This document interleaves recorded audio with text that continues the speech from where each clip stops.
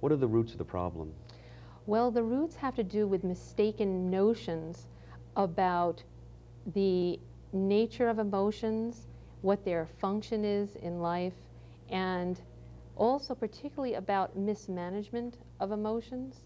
I think that's the basic problem, that we have distorted ideas and notions about the emotional life. Could you give a couple of concrete examples of such mistaken ideas about emotional life? Yes, I think first of all we have a lot of people who believe that emotions are to be feared. And so, for example, we might have a Sunday school teacher who tells her students that the emotion perhaps of desire is something to be afraid of or suspicious of. We also have a common distorted notion of emotions being evil. So a typical thing that a parent might tell a child might be that just feeling anger in your body is an evil. It's something evil and something that's sinful, which is a problem. We also have a situation where some emotions are dubbed bad. So let's say a bad emotion might be hate, but a good emotion is love, and that's simply not the case. We also can have emotions that are considered a sign of weakness. So you might have a father telling his son, that big boys don't cry, so sadness is not something that you really should be feeling if you really want to be a man. So those would be some scenarios that would result in a misinformed view of the emotional life. So once a person has been given this misinformation about emotions, does learning the problem end there? Well, okay, see, what it amounts to is that if you have misinformation about the emotions, that really is a starting point of a problem, because you have an intellectual distortion going on. The real crux, though, of the problem is when the emotions are mishandled. So, for example, you have a parent or a school teacher that says if you're feeling an emotion in your body, you should not feel it. Do not feel that emotion.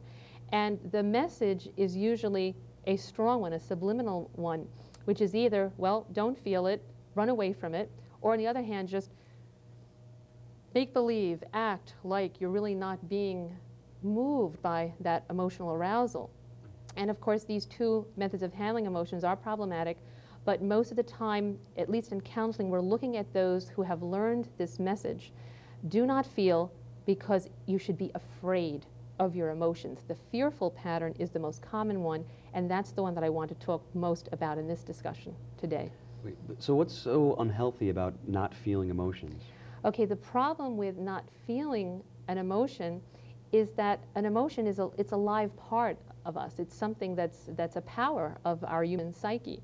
And to tell someone not to feel an emotion is to say, bury the emotion alive. That's unnatural and it's unhealthy. And the problem is, important heartfelt information comes from emotions, and that information is important in terms of being passed on to the higher faculties of man, so that heartfelt information should be processed by reason and will so that a person can make an effective decision about a particular course of action in his life. So that information is important, and burying emotions alive is actually an abnormal situation. It's unnatural. It's unhealthy.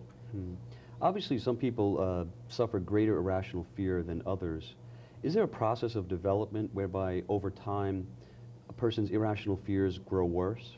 Yes, unfortunately, if you can think of it this way, you can have one irrational fear, then you can start adding more to it. So you'll have 2 or 3 irrational fears, and then they can be fears of different things. So for example, you might have fear of your own emotions, you may have fear of certain people, of certain places, all accumulating together. And what happens is, especially if those irrational fears, particularly fears of emotions, end up in a situation of burying emotions alive, then we have an unhealthy situation that we can actually develop a scale of unhealthy signs for. So what I'm talking about would be a way of telling, just by virtue of certain signs, that a person is handling his emotions in an unhealthy way. Can you tell me about these signs, these scales of signs? Okay, I think maybe what we can do is imagine that as a person's mishandling of their emotions increases and he is actually burying emotions alive, it's almost as if his nervous temperature is going up. And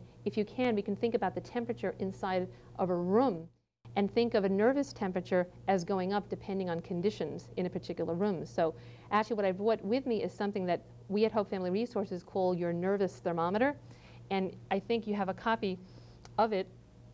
And if you take a look at it, you can see that if we're talking about a person who really is not feeling nervous at all, he's actually in a normal state, you can say that he's at room temperature, that he's maybe at 72 degrees. And if he starts to have, let's say, a rational fear of a particular person, for example, someone who's a little bit threatening, he starts feeling a little warm and his temperature goes up to 77 degrees, okay? And so that would be in the normal range. So that's rational. How about irrational fear? Well, I would say an irrational fear is when we're beginning to have some mild problems and the person's temperature, we could say, goes up to 80 degrees from where it was before at 77. So from rational fear at 77, we go to irrational fear, and he's beginning to feel a little uncomfortable. And then unfortunately, if he is afraid of a particular emotion and decides to repress that emotion, that is, bury it alive, he starts to feel anxiety, which puts his temperature at around 83 degrees. What happens when he's not properly helped out of this anxious state? Well, if he doesn't get the right help in a state of anxiety, such as, for example, reading a good book and getting some good advice, he then starts to panic a bit, and we get a nervous temperature that's more moderately discomforting. And so that would be about 87 degrees, where he realizes, well, I don't think the book is going to help me too much anymore. I think maybe I should seek some counseling because the panic is bothering me. And if the problem is not taken care of, he could actually elevate his temperature to the level of panic attacks. Could this also lead to phobias? Yes, actually, if a person is not helped at the level of panic attacks, around 90 degrees of nervous temperature, it can lead to phobias. However, I must say that it's possible to have just isolated phobias that are not part of this particular sequence of escalating nervous temperature. And obsessions? Then obsessions, 95, compulsions, 97, bizarre thoughts and sensations, 100, and then emotional breakdown at 105. We'll be right back after this short break.